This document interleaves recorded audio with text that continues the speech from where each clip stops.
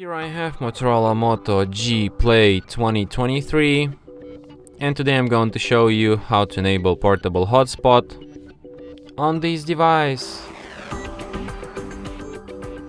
To do this, firstly you have to go to the upper bar, and here you can find the button Hotspot. So by tapping on it once, you can switch your hotspot. By holding your finger on it, you can access some of its settings.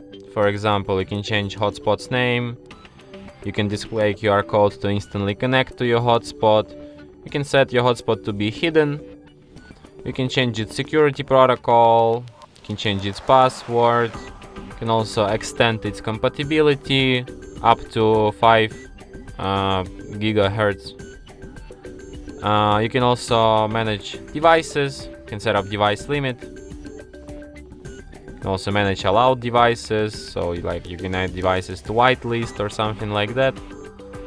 And you can also set up timeout for this mode. It means like after how many minutes of inactivity it will be disabled automatically.